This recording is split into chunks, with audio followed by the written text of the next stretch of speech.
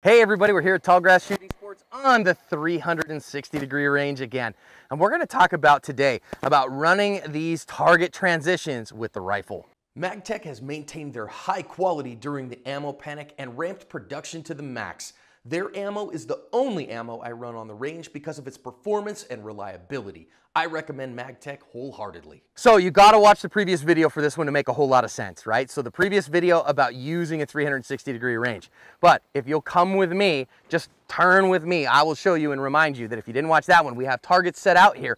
1, 2, 3, keep on coming, 4, and then all the way over here, we have target number 5. They are sitting at about 210 degrees apart. And this is to kind of actually, play and see about a real world environment. So this is the difference between range haka and real life. So come on back to the center. And again, if you remember what we did last time, is that what we see a lot is we see people, they go and they engage their target and then they get done with their target and then they scan and assess. And that is a range haka hullabaloo. That is not real life. In real life, if you are wondering if there's a target over there, you are going to go with all of your available firepower with you, but you have to do so in a manner that you don't point a gun at anybody because the rules of firearm safety are always in play. Rule number 1, always keep firearms pointed in a safe direction. And safe is defined as the direction of least consequence. You must do that at all times. Rule number 2, we always keep our finger off the trigger until we have made the decision to fire. And so around here, the other thing, an administrative thing with an AR-15, when we are not actively engaged in firing, our safety selector switch is on safe. You've seen me on the main channel. We've had a couple of officer-involved shootings involving carbines, and they'll kind of run around and they'll have to, shoot some guy, and then they run around with their safety off while they're doing administrative things and holding their rifle and going about, and I have chided them for that because it's not the correct firearm safety rule. This gun is meant to be on safe unless it's actively being fired. That's the truth. So, but people have kind of wondered, well, wait a minute, maybe that's just for the pistols. How do we do that with the rifles? Well, same thing. It's just a matter of now I've got to worry about a longer gun in doing the same thing. I just want to show you kind of what that looks like. Again, if I'm walking through, I come up and I get the shots that I need on this first target. Bang, bang. Now, I've got to go to the second target here, but of course I don't want to muzzle my no shoot, which is the black barrel. So when that comes down, I have to get out of my glass, see my target, not muzzle my no shoot, bring it back up, take my safety off and get my hits. Now then, I got to come back, not muzzle my no shoot, come back around here with the same good footwork. See that? Mount my optic, get into the glass, go to work, do what I got to do, come back on safe, come back around, see what's coming. There's my bad guy. Get back up on him, see him and get the hits that I need. Back on safe, come around to here, start seeing what I got. Last bad guy there, bang, bang, get the gun on safe. Go see what I am doing. So again, just like last time, and go watch the last one because it'll really give you some info here. Good footwork, good safety manipulations, seeing where my no shoot is, not muzzling somebody, and doing so with a rifle in hand. Now, a couple things that you might have noticed is that I was sitting down here like this and I had this gun at a low ready. So if I was up and shooting, I was shooting. When it was time to not be shooting, I came to a low ready. When I went to administration, when I was gonna move around, rather than turn with the gun at a low ready and swing this muzzle wide, I brought the muzzle up and in so that I could bring the gun into a compressed position so that I could move much more quickly with it and not muzzle somebody else and not bang it on something. So that's something that's maybe a little bit different about the carbine. All right, shut up, John, let's shoot it, huh? Okay, so this thing with the rifle is gonna test a bunch of things. It's gonna train us and remind us of quite a number of things. Number 1, we gotta get our hits, so we gotta watch at these fairly short distances. We're talking about anywhere from 5 to 7 yards for these targets that we have them set out. So we're gonna have holdover, we're gonna have height over bore here, so we have to pay attention to that.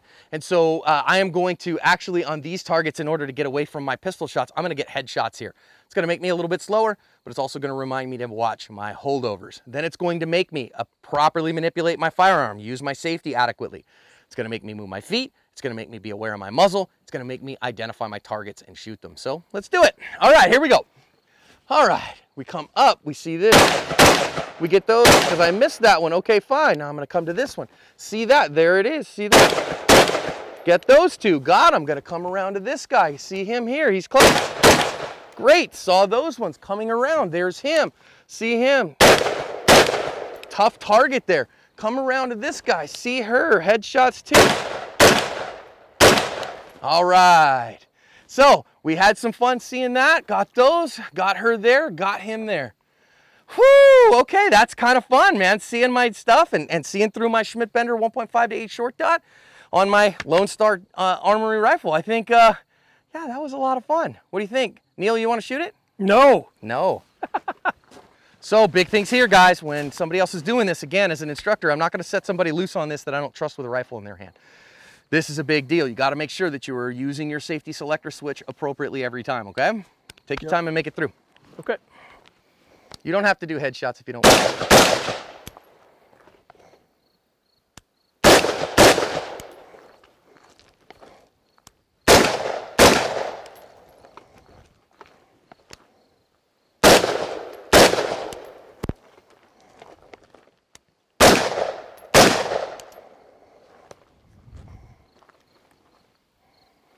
Okay. That was interesting.